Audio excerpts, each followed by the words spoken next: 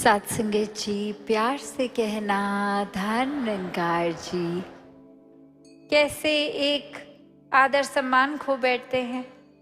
तो ये बात कि अगर वाक्य ही निराकार याद है तो हर पल में जो अभी हम राजपिता जी की विचार से प्रेम का भाव भी श्रवण कर रहे थे कि ये प्रेम की ही अपने आप में क्वालिटी है कि अगर प्रेम है तो हमारे अंदर ये निखार रूप आता रहेगा, ये मन भी दुरुस्त रहेगा।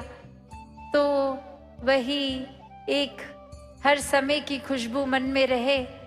ये पारिवारिक रूप तो छोटा हो गया, पर यहाँ हम संसार वासुदेव कुटुंबकम की बात करते हैं कि कैसे पूरे संसार में ही वो परिवार रूप देखा जाए तो कैसे फिर पूरी मानवता के लिए समर्पित ये दिल हो सकता है।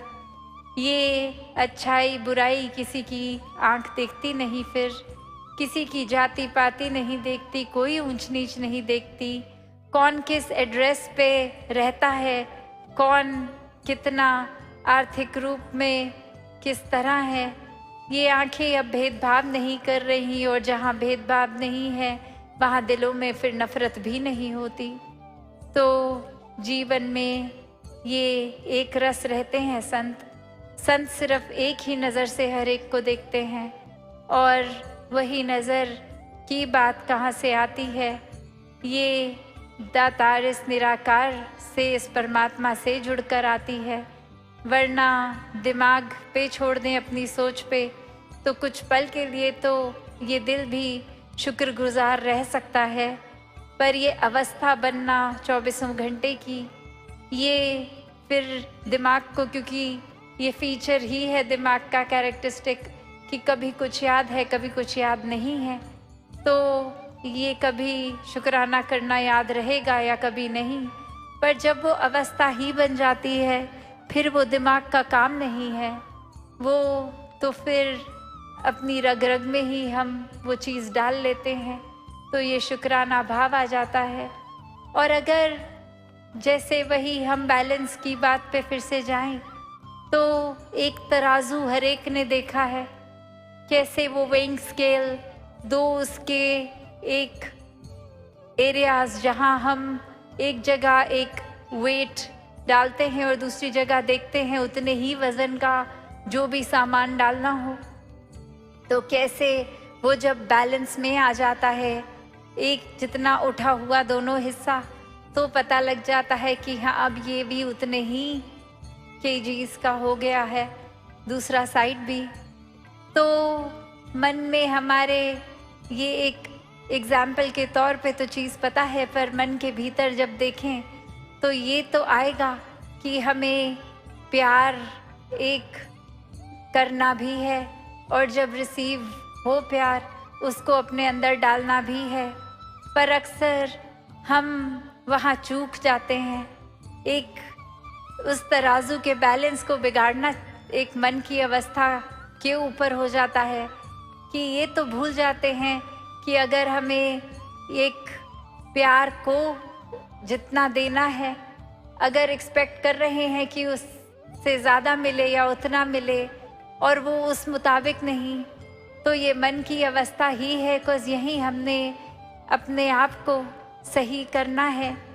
एक नज़रिया हमारा क्या है कि ये हमें ज़्यादा से ज़्यादा मिलता रहे और कितना देना है उस पे तो हम तवज्जो ही नहीं करते कि कैसे दे। ये कोई सौदे का तो खेल नहीं है प्यार, खैर, पर एक अगर आम भाषा में जैसे बोलते हैं कि अगर करेंगे तो मिलेगा, तो ये बात प्यार के ऊपर तो उस तरह से लागू नहीं, क्योंकि अगर हमारे वाक्य ही असली एसेंस में प्यार है तो वो उस पैमाने पे है ही नहीं कि वापस मिलेगा, क्योंकि प्यार तो वो भाव है जो सिर्फ जितना देते हैं उतना ही मन खुश रहता है। तो यहाँ एक बैलेंस की बात कि हम किस तरफ तराजू के वो नज़र डाल रहे हैं कि हम कितना दे रहे हैं उस पे या हमारे को कितना मिल रहा है उस पे। तो संतों ने तो हमेशा देने की ही बात की है, कोई सौदेबाजी, कोई शातिर मन दिमाग तो नहीं रहा संतों का, कोई फायदे नुकसान की बात तो नहीं करते। तो वैसे ही अपनी मन की अवस्था को भी हमें बनाना है। कैसे इस परमात्मा का हर हाल में संतों ने शुक्र किया है, और हमेशा से एक वही कि अवस्था कुछ भी हो, जीवन में कोई भी उतार चढ़ाव हो, ये शुक्राना भाव ही बना रहे।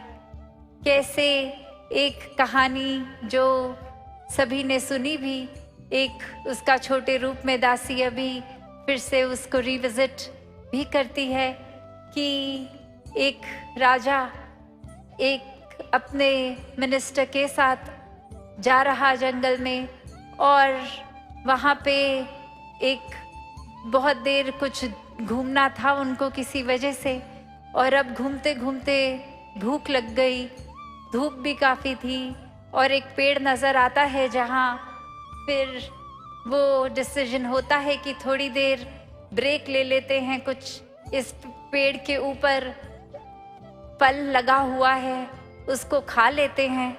और अब जब पेड़ के नज़दीक जाते हैं तो देखते हैं कि एक ही फ्रूट लगा हुआ है पूरे पेड़ पे, चाहे उस पेड़ पे पत्ते बहुत हैं, शेड मिल रही है, एक आसपास उनको वाटर सोर्स भी मिल जाता है, पानी का इंतज़ाम भी हो जाता है। पर अब भूख की बात है तो बस एक फल और 2 व्यक्ति, वो मिनिस्टर और उसका ये राजा। तो अब ये भूख की पूर्ति कैसे हो? तो फिर भी वो राजा उस तरह से इशारा करता है, और वो सेवक के रूप में मिनिस्टर वो ले आता है फल, और वो चखने लगते हैं अभी। और ये राजे की नज़र में क्या आ रहा है कि उसने तो, साथ वाले व्यक्ति ने, इस मिनिस्टर ने तो पूरा ही फल चख लिया, ऑलमोस्ट बस ख़त्म होने ही वाला था। तो राजा की भूख बहुत थी और कुछ बचा नहीं था, तो एक इंस्टिंक्टिवली उसने वो फ्रूट खींच ही लिया हाथ से कि कुछ तो दे दो मुझे भी। और अब जैसे ही चख मारा, और वो बाइट में वो फ्रूट इतना कड़वा, इतना खट्टा कि एक अचानक रिफ्लेक्स में वो स्पिट आउट कर दिया, वो थूक दिया गया। और वो एक सवाल नेचुरल कि ये इतनी सारी क्वांटिटी आपने अपने अंदर खा ली इस फ्रूट की, पर ये तो एक बाइट में ही नहीं अंदर जा पा रही। तो ये आपने उस समय कुछ ना शक्ल पे आने दिया, ना आपने ऐसा कुछ रिएक्ट किया।